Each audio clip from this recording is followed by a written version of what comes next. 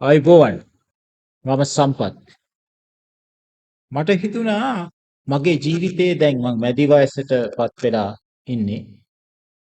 ඉතින් මම ඉගෙනගත්තු දේවල් මම රැකියාවේදී ලැබපු අත්දැකීම් මම පෞල් පරිසරය තුළ ලැබපු අත්දැකීම් ඒ වගේම සමාජයේ කටයුතු කරනකොට ලබාගත්තු අත්දැකීම් සහ මම තනිවම මගේ ජීවිතය ගැන අවබෝධ කරගත්තු දේවල් මේ වගේ පුංචි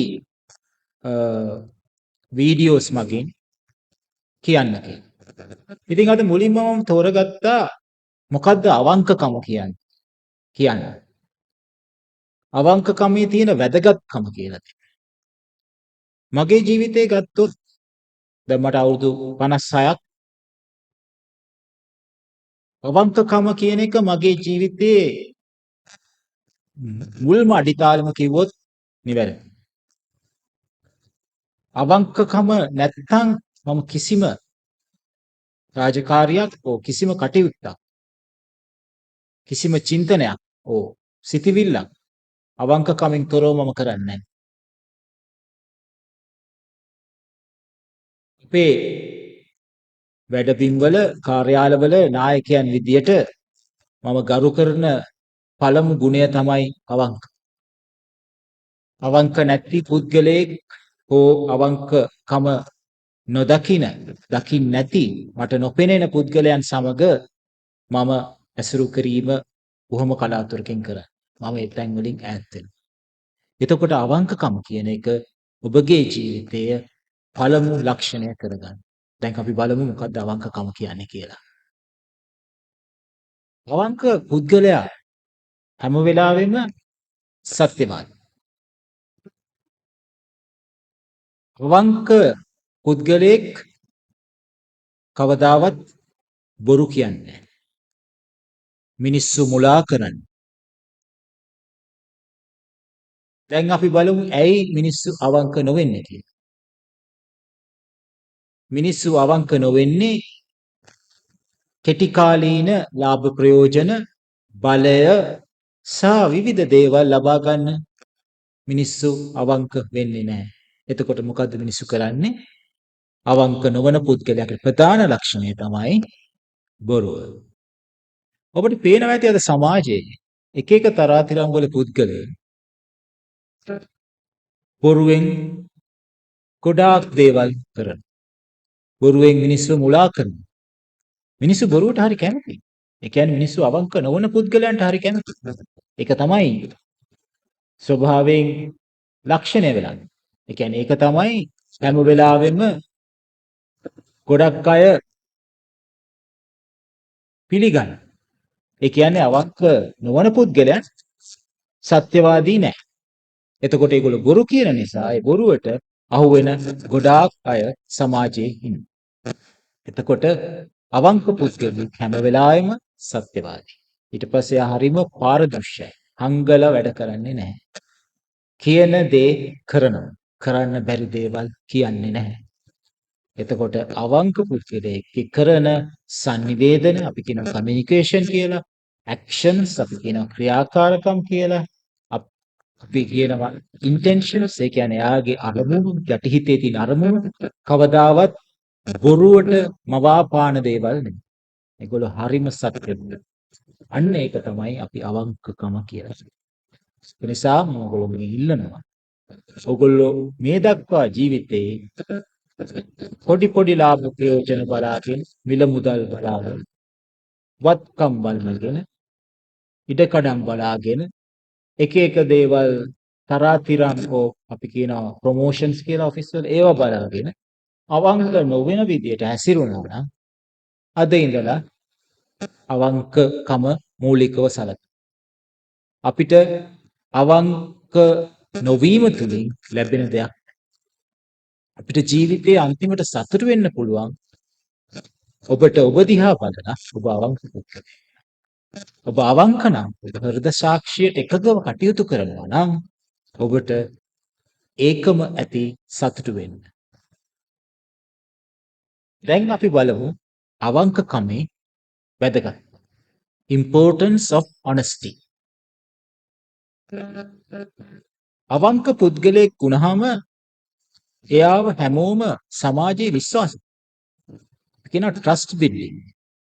එයාගේ කරන සංවේදන, සම්බන්ධතා, ක්‍රියාකාරකම් හැමදේම මිනිස්සු විශ්වාස කරනවා. අවංක පුද්ගලයෙක් සමාජයේ විශ්වාස කරනවා. හැබැයි මෙහෙමත් දෙයක් බොරුවෙන් විශ්වාසයක් ඇති කරන්න බෑ. ඇයි මම මෙහෙම කියන්නේ? බොරුවක් කිව්වහම ඒ බොරුව සමහර වෙලාවට නෙමෙයි ගොඩක් වෙලාවට හරිම ජනප්‍රියයි. මොකද මවලනේ පෙන්වන්නේ එතකොට ඒක. මවලා පෙන්වන දෙයක් කරන්න බැරි දෙයක් හරිම ජනප්‍රියයි. එතකොට හැබැයි ජනප්‍රියතාවය තියෙන්නේ ඒ දේ කියපු වෙලාවෙ ඉඳන් කරන්න පුළුවන්ද කියන කරාද ඇක්ෂන් එකම ඔයගේ ක්‍රියාකාරකම් මත තමයි ඒ ආයු කාලය තීරණය වෙන්නේ. හැබැයි මිනිසුන්ගේ විශ්වාසය කියන්නේ දිගු කාලයක්. විශ්වාසය කියන්නේ දිගු කාලයක් තිස්සේ සහ ඔබේ අවසානය දක්වා තිබෙන දෙයක්. උදාහරණයක් විදිහට ඔබගේ අම්මා තාත්තා ඔබ විශ්වාස කරනවා. මොකද ඒගොල්ලෝ ඔබට ජීවය ලබා දුන්නා. උපත ලබා දුන්නා. කවදා හරි මරණකම් ඒ විශ්වාසය අම්මා තාත්තා කෙරෙහි ඔබේ තියෙනවා. ඒ වගේ තමයි අවංක පුද්ගලයෙක් කෙරෙහි යාගේ වචනය කෙරෙහි මිනිස්සු විශ්වාස කරනවා. Trust building. දෙවැනි එක තමයි එයාගේ සම්බන්ධතා හරිම කියන්නේ හරිම ඊටාම දැඩි. කියන්නේ ඒ සම්බන්ධතා හරිම තියුණු. අපි කියනවා ඒකට healthy relationships කියලා ඉංග්‍රීසියෙන්. මට සමා වෙන සමහර වෙලාවට මගේ එකපාරට සිංහල වචනය එන්නේ නැහැ. නමුත් ඒකේ අරමුණ තමයි ඔයාගේ සම්බන්ධතා ඊටාම හරිම සුරක්ෂිත. يعني විශ්වාසනීය සම්බන්ධතා. අවංක. අනිත් ලක්ෂණය තමයි ආත්ම විශ්වාසය. අවංක පුද්ගලෙක් හැම වෙලාවෙම ආත්ම විශ්වාසයෙන් පරිපූර්ණ පුද්ගලෙක්. ඒ කියන්නේ තමන්ගේ හිතේ තියෙනවා, තමන්ගේ හදවතේ තියෙනවා මම අවංකයි කියන. ඊටාම දැඩිව ඇති වෙන හැඟීම. ඒක. එතකොට trust building, healthy relationships and self respect තමයි අවංකකමේ වැදගත් ලක්ෂණ. ඊට පස්සේ අපි බලමු මොනවද මේ අවංක පුද්ගලයෙක්ගේ ඊටාම ප්‍රචලිතව චට පේන ලක්ෂණ. එයා හරිම පාරදර්ශී, සත්‍යවාදී. එයා හරිම හැමෝටම එක විදියට සලකන. එයා අපි කියනවා එයා හරිම truthful, සත්‍යවාදී.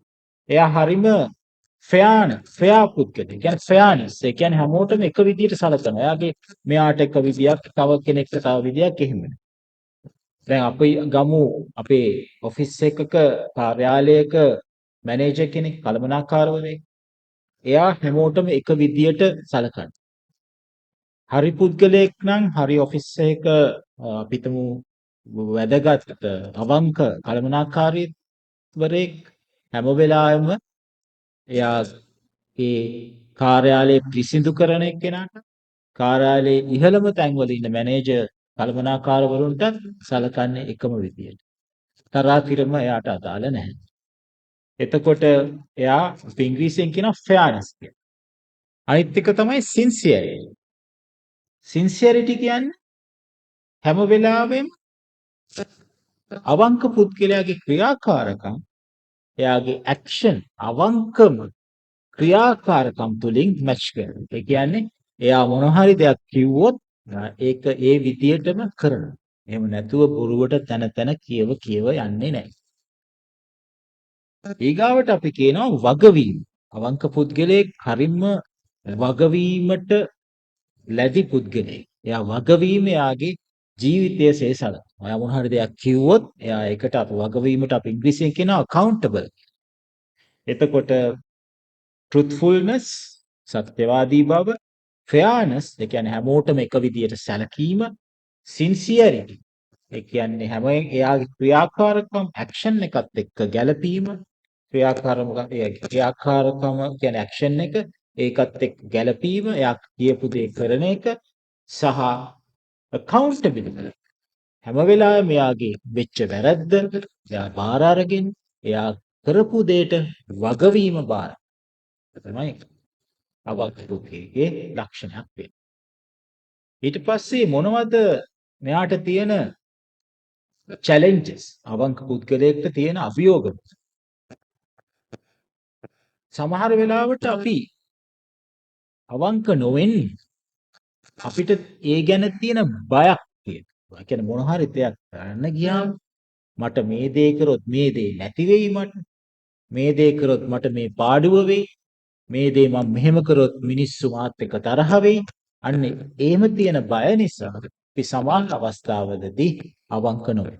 හැබැයි අවංක පුද්ගලයා කියන්නේ හදවතින්ම අවංක පුද්ගලයා. ඒක අපි කියනවා ඒක අපේ අපේ ඇතුළතෙන් වෙන දෙයක්. ඒ කියන්නේ මම අවංකකම කවදාවත් පරිත්‍යාග කරන්නේ නැහැ. අපි කියන ඉංග්‍රීසියෙන් කොම්ප්‍රොමයිස් කරන්නේ නැහැ වෙන කිසිම දෙයක. මට මුළු ලෝකෙම තියෙන ධනය ගෙනල්ලා මගේ දෙපතුල ගාව දානවා කිව්වත් මම අවංකකමට පිටුපාලා කිසිම දෙයක් කරන්නේ නැහැ. ඒක තමයි ඇත්තටම මම දකින්නේ ජීවිතයේ එසෙන්ස් එක, ජීවිතයේ වැලියු එක, මේජර් ප්‍රධානම වැලියු එක විදියට. එතකොට අපි අවංක නොවන හේතුව තමයි අපි බයයි අපිට මේ දේවල් අහිමි වෙයි මේ දේවල් අපිට අපෙන් ඈත් වෙයි මේ පුද්ගලයන් අපට වෛර කරයි ඔය වගේ ලොකු දේවල් අපේ හිතේ ඇති වෙනකොට අපි අවංක කමින් තව එකක් තමයි අපි පොඩි පොඩි දේවල් ඒ වගේම සමහර වෙලාවට පුද්ගලයන් නොමග යවන අපි අර අපේ වචනෙන් කියන්නේ අපේ පැලවෙන බොරු කී. ඒ මොකද ගොඩාක් පුද්ගලයන් අපේ සමාජයේ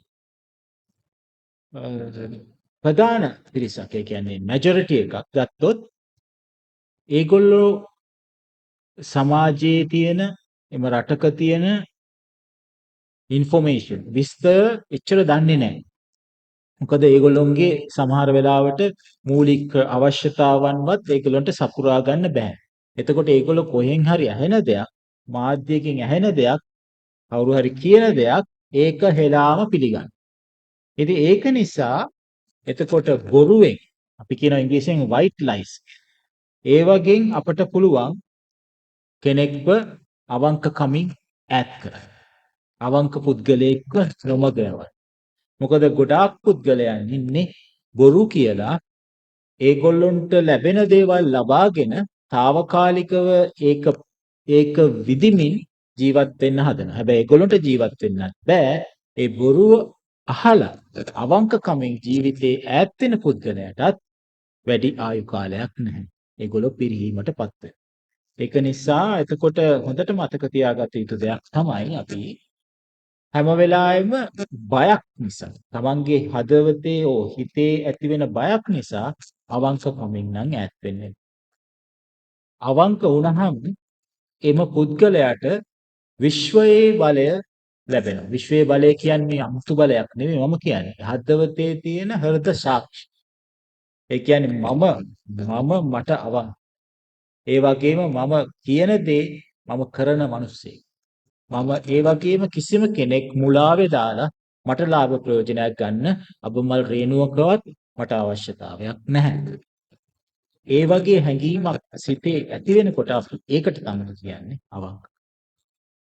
දැන් අපි බලමු මොකද්ද අපේ මේ සංස්කෘතිමය ලක්ෂණ අවංකකමේ. අවංක පුද්ගලයන් ඉන්න සමාජයක්, අවංක පුද්ගලයන් ඉන්න රටක්, අවංක පුද්ගලයන් ඉන්න ගමක්, නගරයක් ඕනම තැනක් ස්වභාව ධර්මයේ විසින්ම ඊටාම ලස්සන පරිසරයක් නිර්මාණය. දැන් හිතන්නකො මෙහෙම දැන් මට මම අවංක. ඒ වගේම මම කතා කරන වචන අවංක. මගේ ක්‍රියාකාරකම් අවංකයි. මගේ බැඳීම් අවංකයි. එහෙම වුණාම හැමෝම ඒ සමාජයේ එකම ලක්ෂණය අවංකකම නම් අවංකකමෙන් හැදිච්ච සමාජයක් රටක් ලෝකයක් ලක්ෂණ වෙනවා. ඒ කියන්නේ අපිට ඒක නවත්තන්න බෑ. හැබැයි දැන් වෙලා තියෙන්නේ අපි ගොඩාක් වෙලාවට අත්දකින්නේ අපේ සමාජයේ තියෙන්නේ බොරුව. අවංක නොවීම. අවංක නොවීම ඇයි අවංක නොවෙන්නේ? අපි කෙටි ලාභ ප්‍රයෝජන ලබා ගන්න අපේ හිතනවා අපේ ජීවිතය මුදල් මත විශේෂයෙන් රැඳෙනවා කියලා අපේ ජීවිතය වත්කම් මත රැඳෙනවා කියලා කවදාවත් අපිට ඒක සාක්ෂාත් කරගන්න වෙන්නේ නැහැ. ඒක නිසා පළවෙනි දේ තමයි හොඳට මතක් තියාගන්න ජීවිතේ අවංකකම. මම මේක නැවත නැවත කියනවා. ඒක හොඳට ඔයගොල්ලෝගේ ඔළුවට කාවන්න. මොකද මගේ ජීවිතේ මම ගොඩනගාගත්තේ අවංක පුද්ගලයෙක්. මම මට අවංකයි. මම අනිත් අයටත් අවංකයි. ඊට පස්සේ අපි බලමු කොහොමද මේකේ අපි අවංකකමේ මොනවද අපි දකින උදාහරණ. උදාහරණයක් විදියට මට අවශ්‍ය නැති මම කාගේ හරි දෙයක් හොරෙන් අරගන්න. කාගේ හරි දෙයක් එයාට හොරෙන් ඒ කියන්නේ හොරෙන්ම නෙවෙයි හැබැයි එයාට ලැබෙන්න තියෙන දෙයක් මම නැති කරනවා. ඒ වගේ මම ඈත් වෙනවා. මගේ අතින් එහෙම දෙයක් වුණා නම් මම එයාට ගිහිල්ලා ආපහු ඒක බාර දෙනවා.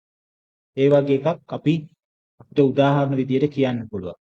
තව එකක් ඔබ අවංක සිසුවෙක් නම් සිසුවියක් නම් කාර්යාලයක වැඩ කරන පුද්ගලයෙක් නම් මොනවා හරි අපි හිතමු කාර්යාලයක වැඩ කරන පුද්ගලයෙක් වෙලා මොනවා හරි විභාගයකට සූදානම් වෙනවා නම් ඒ වගේම ප්‍රොෆෙෂනල් එක්සෑම්ස් තියෙනවා වෘත්තිමය එක්සෑම් ඒවා වල කොපි කරන්න නරක. අන්න එතකොට අවංක පුද්ගලයෙක්. ඉතින් අපි කියනවා ප්ලැජරිසම් කියලා. කොපි කිරීම කරන්නේ නැහැ. එතකොට අවංක පුද්ගලයන් අතින් ඒ වැරද වෙන්නේ නැහැ. ඊට පස්සේ බිස්නස් වල අපි එදිනෙදා අපේ කාර්යාලය වෙන්න පුළුවන් ඔබගේ පෞද්ගලික ව්‍යාපාරයක් වෙන්න පුළුවන් ඒ ව්‍යාපාරයේ කරන ගනුදෙනු සාකච්ඡා ක්‍රියාකාරකම් හැම දෙයක්ම ඉතාම පාරදෘශ්‍ය විනිවිද භාවයෙන් කරන්න අවංක පුද්ගලයෙක් හංගලා වැඩ කරන්නේ නැහැ ප්‍රධානියා හිටියත් නැතත් කළමනාකාරවරයා හිටියත් නැතත් ඔබ ඔබගේ වැඩේ අවංකකමින් කරනවා නම් කිසිම අවස්ථාවක අපේ ඔෆිස් එකට සිකියුරිටි කැමරාස් අවශ්‍ය වෙන්නේ නැහැ. අවංක පුද්ගලයෙක්ගෙන් සැකසුණු කාර්යාලයක් හරිම ලස්සනයි. ඒ කියන්නේ එහෙම ආයතනයක් එම ආයතනයේ ඒ අවංකකම් විසින්ම ආරක්ෂා. තව එකක් තමයි අපි හිතමු ඒ කියන්නේ අපේ තියෙන එක එක গুপ্ত අදහස් නිසා අපි අවංකත්වයෙන් ඈත් වෙන්න පුළුවන්. සමහර වෙලාවට අපි එක එක දේවල් අපි ඔය එක එක ඒ කියන්නේ ස්වභාවික නැති දේවල් කෙරෙහි විශ්වාසය තියාගෙන ඒක මේ විදියට වෙයි කියලා එක එක අපි තියෙන එක එක ශාස්ත්‍ර තියෙනවා. ඒවා බලලා ඒක නිසා ඔබ අවංකත්වයෙන් අයින් වෙන්න. ඉතින් මේවා මම දකිනවා අභියෝග විදියට.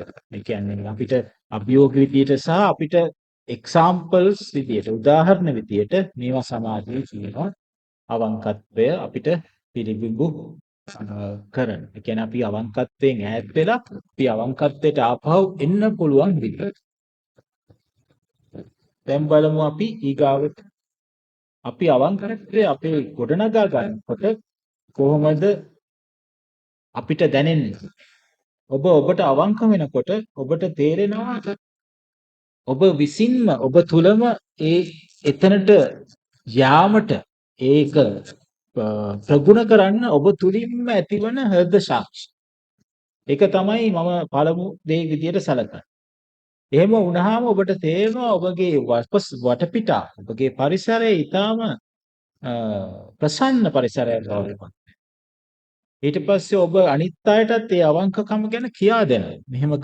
මෙහෙම කරන්න එපා. ඒ වගේ ඔබ ලස්සනට ඔබගේ ජීවිතය ගොඩනගා ගන්න ගමන් අවංක වෙන එක විලායකක් විදියට අත්විවරමක් ෆවුන්ඩේෂනයක් විදියට එහෙම කරාම ඔබ ඇසුරු කරන ඔබත් එක්ක ඇසුරු කරන අයත් ඒකට ඉබේමපත් වෙනවා.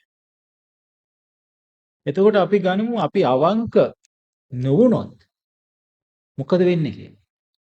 අවංක නොවන පුද්ගලයා මම කියවනේ එතන එයා බොරු කියනවා කියලා, එයා සත්‍යවාදී නැහැ කියලා. එතකොට එයා ගොඩනගා ගන්න සම්බන්ධතා විනාශ වෙලා යනවා කාලයත් එක්ක. ඒක නවත්තන්න බෑ. ඊට පස්සේ එයා සමහර වෙලාවට ඔය නීතිමය කටයුතු වලට වාජනය වෙනවා. මොකද බොරු කිව්වහම ඒකෙන් ලැබෙන ප්‍රතිඵල තමයි එක එක ප්‍රශ්න ඇති වෙලා එයාගේ ජීවිතයේ, පෞද්ගලික ජීවිතයේ, කාර්යාල ජීවිතයේ, වෘත්තිමය ජීවිතයේ හැමදේම අවුල් සහගත වෙලා එයාට ඒවට මුහුණ දෙන්න සිද්ධ. ඊට පස්සේ අතුලාන්තයෙන් එයාට හරියට නිින්ද යනවා. ගෙදර ගියාම දවස නිම කරලා එයාට හිතෙනවා අනේ මම මේ දේ කරා නේද? මම මෙයි මෙහෙම කරුවේ. මොකක් ගන්නද? ඒ ඔක්කොම එයාට හරියට අර නිදා ගන්න ගියාම අර ඔක්කොම ආවර්ජනය වෙනවා වගේ ඒව මතක් වෙනවා. ඉතින් ඒව මොනවද අපිට සිද්ධ වෙන්නේ නැහැ. අපි අපිට අවංක වුණා නම්. ඊට පස්සේ මට මතක් වෙනවා සමහර ෆිලොසොෆිකල් කියන්නේ දාර්ශනිකයන් කියපු දේවල් එකක් තියෙනවා කැන්ෂියන් එතික්ස් කියලා. ඒකේ කියනවා honesty as a moral duty regardless of outcomes. ඒ කියන්නේ අවංකකම කියන එක moral ඒ කියන්නේ ඇතුළාන්තයෙන් හෘද සාක්ෂියෙන්ම ඇති වෙන දෙයක් ලැබෙන දේ ගැන හිතන්නේ නැතු. ඒ කියන්නේ මම මැරුණත් මම මිය ගියත් මම මේ දේ කරන්නේ නැහැ කියන එක. ඒ කියන්නේ මම අවංකකමේ පිළා එකක්. කියන්නේ මම අවංකකමේ සංකේතයක්. මගේ අවංකකම ලැබෙන දේවල් වලවත් කිසිම දෙයක් මත ඒක කොම්ප්‍රොමයිස් වෙන්නේ නැහැ. කොම්ප්‍රොමයිස් කියන්නේ ඒක මේ කියන්නේ අවංකකම පාවා දෙන්නේ. අවංකකම කියන එක පළමු තැන මම තියෙනවා. ඊට පස්සේ තව එකක් තියෙනවා utilitarianism කියලා. ඒ කියන්නේ ඒක weighs consequences sometimes justifying dishonesty for greater good කියලා කියන. එතකොට ඒකෙන් කියන්නේ මම බොරුවක් කියන්නේ පුද්ගලයෙක් ආරක්ෂා කරන. ඒ කියන්නේ මගේ සම්බන්ධයක් ආරක්ෂා කරගන්න, මගේ දේපලක් ආරක්ෂා කරන, මගේ මොකක් හරි ලාභ ප්‍රයෝජනයක් ආරක්ෂා කරගන්න මම බොරුවක් කියන්නේ නැහැ. කවුරුවත් බොරුවක් කියන්නේ නැහැ. එම අදාළ බොරුව කරපු පුද්ගලයා ආරක්ෂා. මගේ හොඳම යහළුවෙක් වෙන්න පුළුවන්. මගේ නෑදෑයෙක් වෙන්න පුළුවන්. හැබැයි මම කියනවා නෑ. ඔබ අවංක නැහැ. ඔබ වැරදි වැඩේ කරේ කියලා. ඒ වගේ කිව්වහම දැන් ගොඩක් පුද්ගලයන් ඇයි අවංක නොවෙන්නේ? එහෙම කරන්නේ නැහැ. ගොඩක් වෙලාවට සම්බන්ධතා තියෙනකොට නෑදෑ හිත මිතුරන් වෙනකොට අර යව බේරගන්න එකෙන් ඒකෙන් අපි ඇත්ත කියන්නේ අපි අයින්. ඒක කරන්නේ නැහැ අවංක පුද්ගලයා මොන දේ නැති වුණත්. එතකොට අපි බලමු දැන් අපේ ඔක්කොම සමරි එකක් විදියට, කන්ක්ලූෂන් එකක් විදියට අන්තිමට අපි අරමුණ මොකද්ද මේ අපි අවංකකම කියලා දකින්නේ කියන. අපි අවංකකම කියන්නේ හරිම සංකීර්ණ වපසරියක් තියෙන කාර්යයක්. අපේ ඉන්ටර්නලි එන්න ඕනේ. ඒ කියන්නේ අපේ මොරාල් එක. ඒ කියන්නේ අපේ ඇතුලෙන් හෘද සාක්ෂි. ඒක හරිම කම්ප්ලෙක්ස් සංකීර්ණ. හැබැයි ඒ සංකීර්ණ බව අවංකකමේ තියෙන සංකීර්ණ බව එන්නේ හරිම සරල දෙයකින්. මොකද්ද සරල? තමන්ගේ හෘද සාක්ෂියට අනුව කිසිම ලාභ ප්‍රයෝජනයක් හෝ කිසිම sannivedanයක් හෝ කිසිම ක්‍රියාකාරකමක් හෝ කිසිම යටි අරමුණක් හෝ සාක්ෂාත් කරගන්න මම මගේ හෘද සාක්ෂිය මම භාවිතා කරන්නේ නැහැ අවංක නොවන විදිහට. අවංකකම කියන්නේ ලාභ ප්‍රයෝජන කිසිම දෙයක් බලාපොරොත්තු නොවි කිසිම යටි අරමුණක් නැතුව යම් කිසි කාර්යයකට එලෙසින්ම ඇතිදේ ඇතිසැටියෙන් කියන සත්‍යවාදී බව සහ විනිවිද භාවය තමයි අවංකකම කියන්නේ.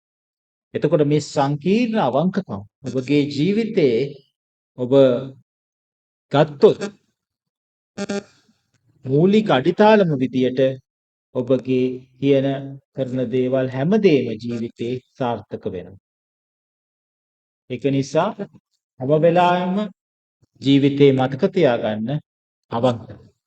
මුලින්ම තමන්ට අවංක. කවදාවත්ම බොරුවක් කියන්න එපා. තව එකක් කියන්න. හැබැයි සමහර දේවල් තියෙනවා අපි කියනකට අහිංසක innocent lies.